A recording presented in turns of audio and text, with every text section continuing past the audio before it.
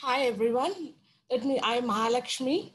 So basically a metallurgist. This is the agenda of today.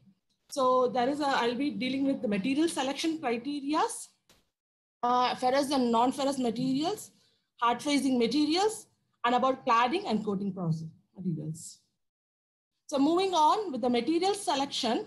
So basically a material gets selected based on certain parameters.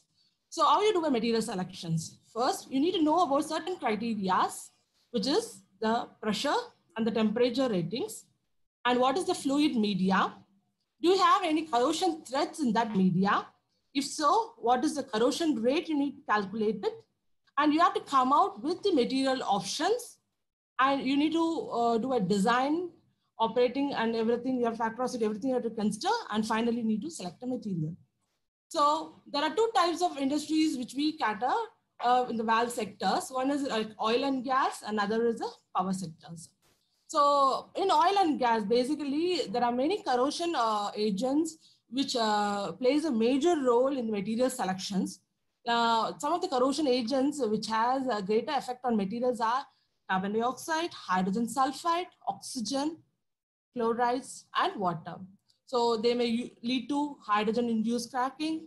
They may lead to sulfide stress corrosion cracking, chloride stress corrosion cracking, and so on. So we need to take into consideration of all these corrosion agents when you are doing this material selection. And mainly when you deal with the power sector, it is the temperature and pressure which plays a major role. And what are the material options we have? Like material options, like we have carbon steels, alloy steels, stainless steels, and we have exotic material grades like duplex, super duplex, and nickel-based alloys. And also we have non-ferrous like nickel, aluminum, bronze, nap castings, and so on. And moving on, the cheaper options, we do some coatings or linings on the basic carbon steel materials that we term it as metals plus linings.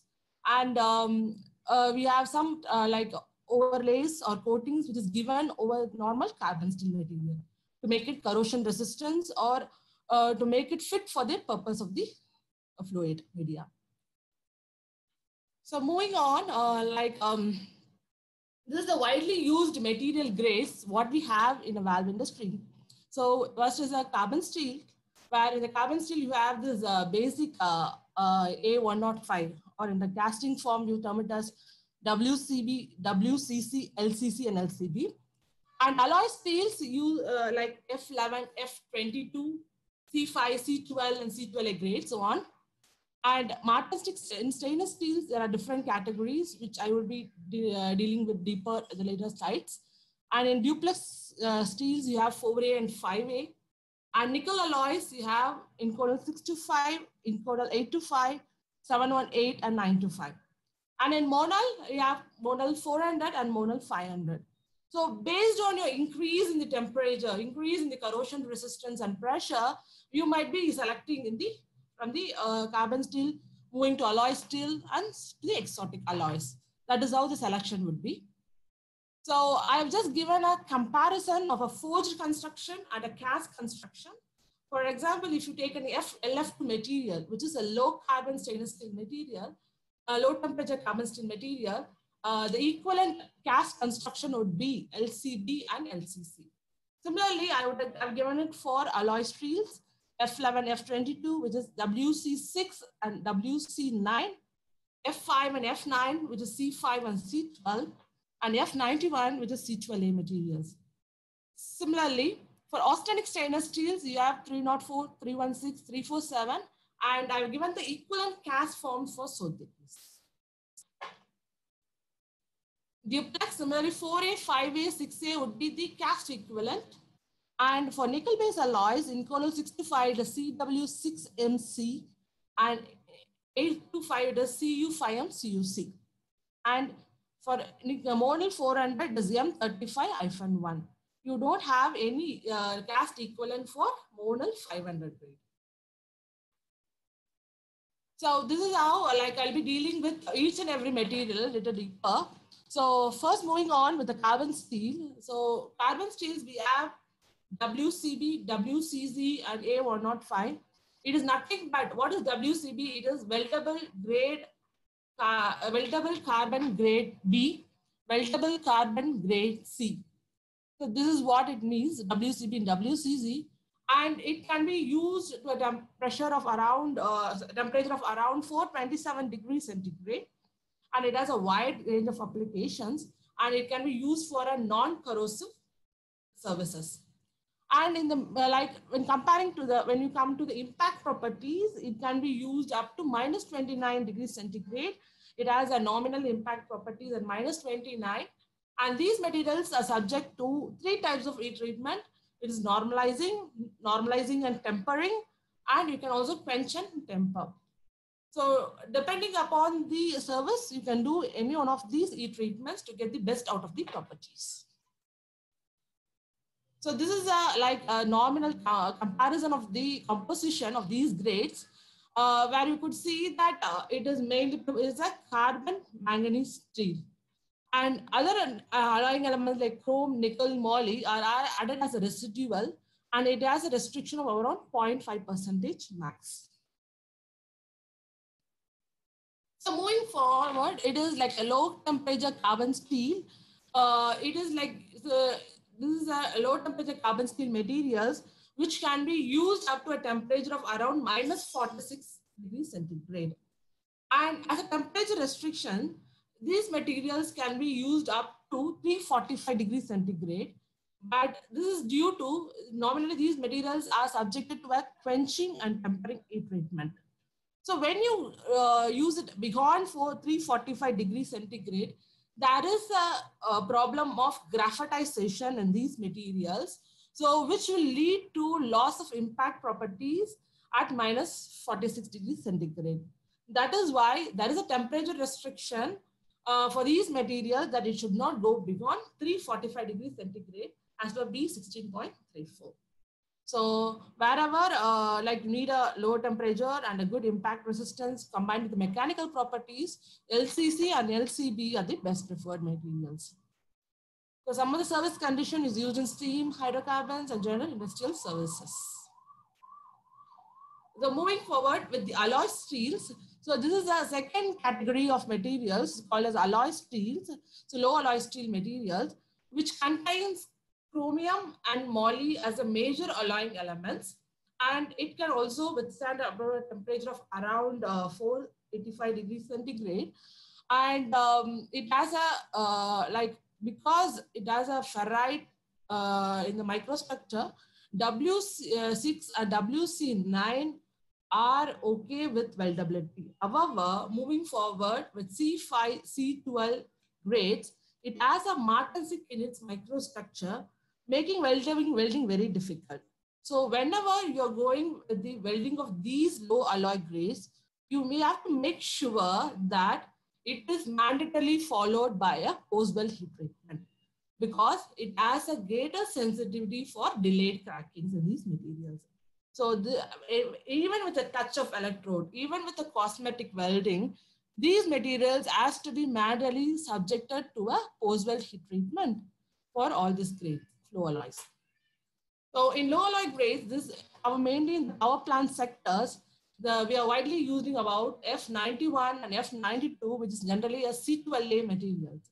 So as we are moving, there is an increased surge for this thermal power plant to lead to the increased pressure and temperature for supercritical boilers. Now we are supercritical to ultra-critical, where the material stability to creep resistance has to be good. So that is I've just given the material evaluation we had with in the power plants. We started with the F22 grades. As with the increase in the pressure and temperature surge, we moved to F91. And then we moved to F92, and that is F93, which has been evolved, which has to be inducted in the ASME codes now. What is basically the C12A materials is nothing but a chrome, moly, and a vanadium steel, which has a good creep resistant properties. These materials, it contains 9 chrome, 1 moly, and 0.5% of vanadium. This vanadium or the boron, which is there in the chemistry of these materials, add as grain refinements. So they will have these grain refiners enhances your creep properties of these materials. So generally these materials are subjected to a normalizing and tempering heat treatment, and microstructure control is very critical in these this C12A grades. So we have to ensure that you get 100% tempered martensite with some submicroscopic niobium and carbon nitrate precipitate.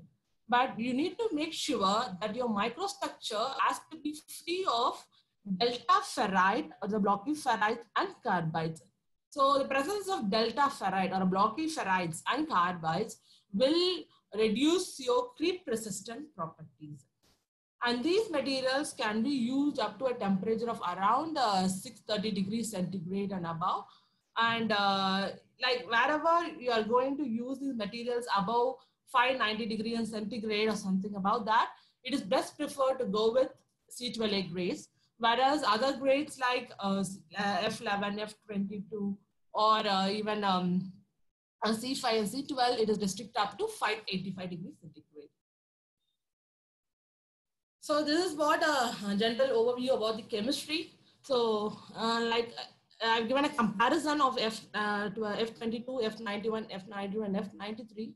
You could see there is a addition of alloying elements to improve its properties.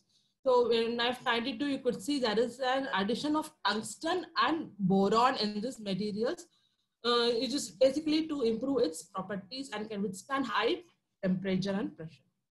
So, and F93 similarly, it has some amount of extra alloying elements like aluminum, zirconium. So this is all basically acts as a grain refiners and also improves your properties. And this is how pressure temperature ratings and hardness variations I was just given for these comparison of these grades.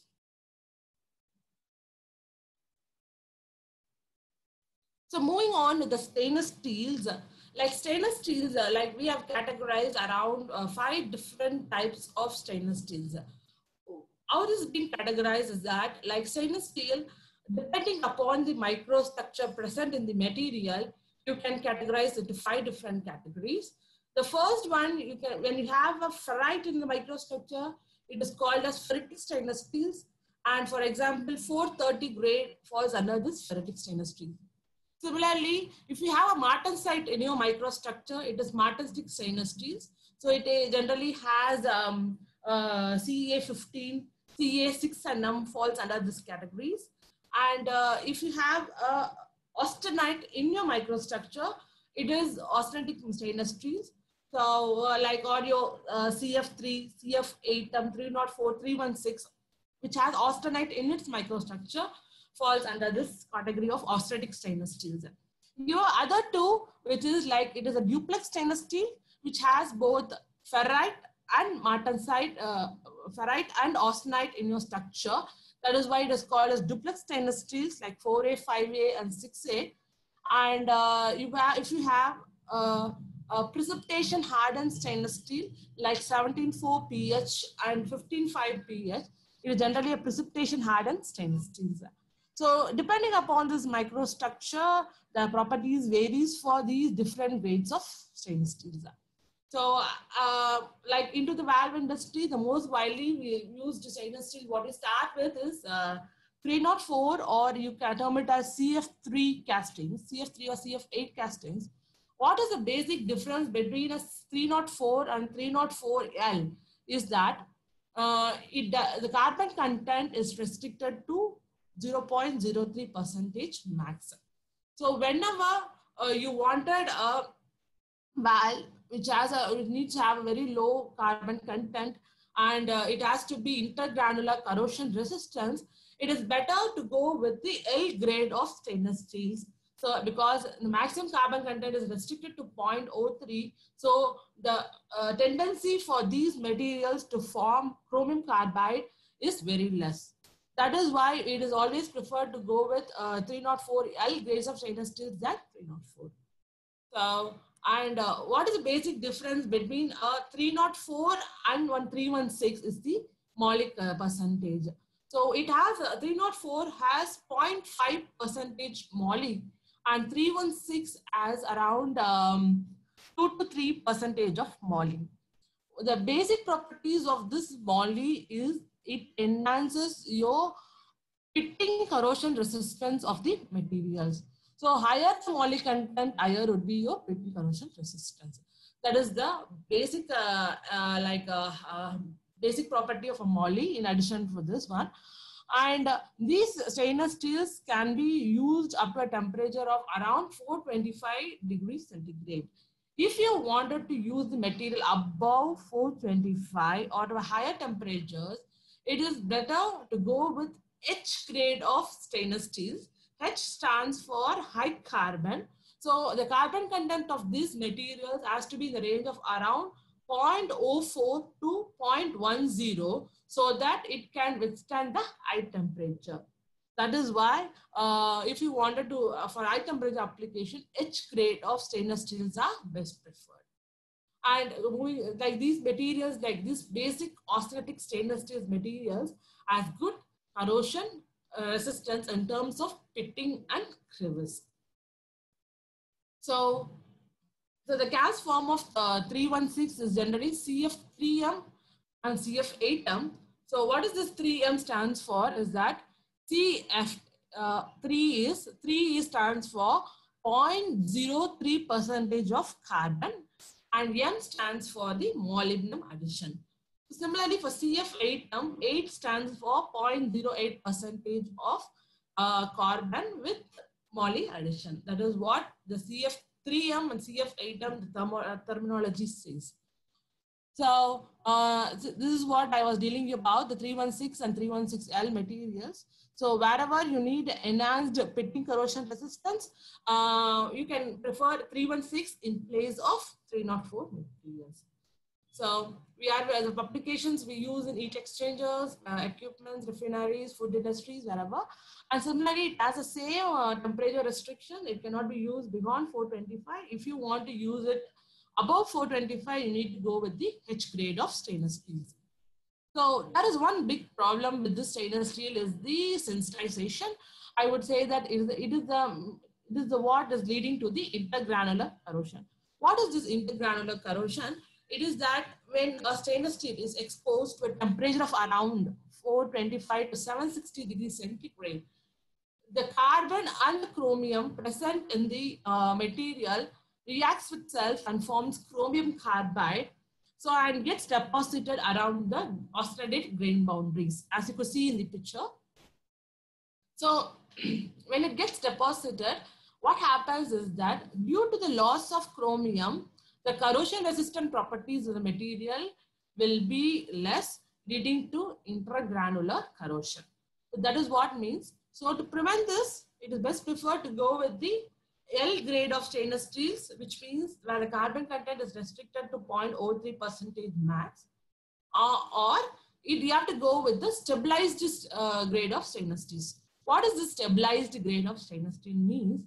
Which is so this is what is known as stabilized grade of stainless steels, where some stabilizing elements like niobium is being added, niobium or titanium is being added to these materials. So what does this niobium and titanium does is that the niobium and titanium reacts with the carbon and forms niobium carbide or titanium carbide and get precipitated in the grain boundaries.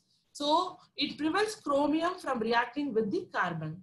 So since the chromium is not reacted, your pitting and crevice corrosion properties of material will remain intact. But that is a precipitate of niobium carbide and titanium carbide. So these are like strengthening elements, strengthening precipitates. So when it gets deposited on the grain boundaries, it strengthens the grain boundaries and improves your mechanical properties. That is why wherever you have an exposure to intergranular corrosions, or you wanted a very good mechanical properties in addition to your corrosion resistance, it is preferred to go with the stabilized grades of stainless steels. So you have two types of stabilized grades. you term it as 347 like CF8C, and like 321, which has a titanium in it for the stabilization. So in CF8C, what it means is that it is 0.08% carbon with C is the columbium addition. That is what the columbium states. So all the stainless steels are subjected to a solution annealing heat treatment. That is, you raise it above 1065, it's upper critical temperature, and you soak it for a certain hour. Like we generally give it as 1 hour per inch of material for the each grade of stainless steels. And after the soaking time, you need to quench it in the water so that you have the best microstructure in it. But these stabilizing grades, in addition to the solution and heat treatment, it undergoes a stabilizing heat treatment. So these materials get stabilized at 870 to 900 degrees centigrade. So this will enhance the precipitation of niobium carbates or titanium carbides in the materials. So moving on, we have something called as a super austenitic stainless steels. Like super austenitic stainless steels are nothing but is a fully austenitic microstructure in it. So it is 50% stronger than normal 300, that is 316 or 304 grades of stainless steels. And this Nitronic 50 or XM19 falls under this category. So since it has a higher strength, so during material selections, your thickness could have been taken into consideration for thickness reduction. And this has a very high resistance to chloride stress corrosion cracking, pitting, and crevice. And in terms of impact also, it has a very good impact resistance at sub-zero temperatures. So all the 316 can go up to an temperature of around minus 196 cryogenic temperatures. And similarly, super austenitics can also withstand the cryogenic temperature range. So moving on with the next category of stainless steels, which is a duplex stainless. So duplex, what you know is like it has a duplex microstructure in it. So all this 4A, 5A, 6A, and now we have 7A also in that additions to this one. So and this is two microstructure, dual phase microstructure, which is a ferrite and other is an austenite. So this material has a combination of the properties of ferrite. Ferrite will give you the corrosion resistance. Similarly, the austenite will give you the required toughness to the material. So this materials has good corrosion resistance and also with a good impact resistance. And it has a greater resistance to wide range of corrosion environments like sulfide, chloride, and everything. Sulfide, chloride, and all corrosion resistance. And similarly, this material cannot, as a drawback, it cannot be used above 315 degrees centigrade. This is mainly because due to the formation of sigma phase particles in this duplex stainless steel. So normally duplex stainless steel materials are subjected to a solution annealing heat treatment. So when it crosses a range from that is basically from 400 to 900, there is a possibility of precipitation of various phases in this microstructure like sigma, chive, lava, and everything in this microstructure. So we need to be ensured that this material passes through this transformation range very fast. That is why the quenching is a very critical parameter in this duplex stainless steel. So you need to heat it to 1120 degrees centigrade and hold it for a sufficient time. Then furnace cool to 1010 as per the standard, and you have to water quench as quick as possible. So during quenching also, in terms of controls of heat treatment is very critical. You need to monitor the temperature rise of your quench tank. The quenching time has to be within 60 seconds. Rise in temperature of the quenched water should not be more than 5 degrees centigrade, plus or minus 5 to 10 degrees centigrade. It should not rise below that. You should have water circulation in place, water agitation to break the water vapor which surrounds the component, so that effective quenching is ensured in the material. So it is best to go with the automatic quenching process than a manual quenching process. And what is this PREN stands for? It's nothing but a pitting resistant equivalent number. So it tells that higher the PREN number, the good is the pitting resistant property of this material. So generally in a duplex stainless steel, you have a PREN of about greater than 35. So, and as a ferrite requirement of 35 to 55 is the degrade. And this is what I was telling about the heat treatment controls, what we need to ensure on a 4A, that is a duplex stainless steel material. So what is super duplex? Is nothing but improved version of duplex stainless steels. It has 20, duplex stainless nominal composition would be 22 chrome, 5 nickel, moly. This would have 25 chrome, 7 nickel, 4% moly and nitrogen. So the PRN also would be greater than 40, and it also has similar properties with enhanced mechanical. So moving on with the Inconel materials. So Inconel materials, which is widely used in oil and gas sector, are generally widely used only in oil and gas sectors. And it is generally Inconel 6 to 5 and Inconel 8 to 5. So these Inconel 8 to 5 is nothing but a nickel, iron, chromium alloy with some additions of molybdenum and titanium. So you have two grades. There is a difference. What is mean by inconel and what is incolloy? You say as inconel 6 to 5, but you say as incolloy 8 to 5. What it means is that incolloy has half and half, that is 35% of iron and 35% of nickel. That is called as incolloy, whereas inconel has minimum 58% of nickel in it. So depending upon the corrosive application, where you require greater resistance to corrosion, then where your nickel content has to be higher, you are going to go with the Inconel 65 material than Inconel 8 to 5. Inconel 8 to 5 is also called as a stabilized grade because since there are some additions of niobium, molybdenum and titanium, it is called as, it goes with additional heat treatment of stabilization. So this is an overview about the material. Moving forward with the some of the hard facing or cladding materials which are used in the valves action. So hard facing is generally done to improve the hardness of the overlaid surfaces. We generally do hard facing on the disc or valve seats to enhance the galling property of the particular material. So there are different types of hard facing materials what we use over here. It is cobalt base, nickel base and iron base. So what is a cobalt base? We generally what we use here is stellite. Stellite, there are around 12 grades of stellite, but we predominantly use stellite 6, stellite 12, stellite 21.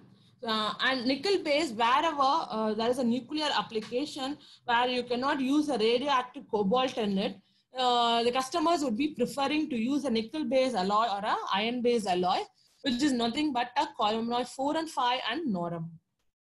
So I've just given a comparison of these three grades of stellite 6, stellite 12 and stellite 21. So depending upon the hardness requirement or the galling property of the material, this you can select these grades. So basically, it is an cobalt-based alloy with a chromium, tungsten, and nickel addition. So, and stellite 6 has an hardness of around 38 to 44 HRC, and stellite 12 has an hardness of around 45 to 50 HRC. And if you want a lower hardness, it is like stellite 21 could be used, which has a hardness of around 28 to 35 HRC.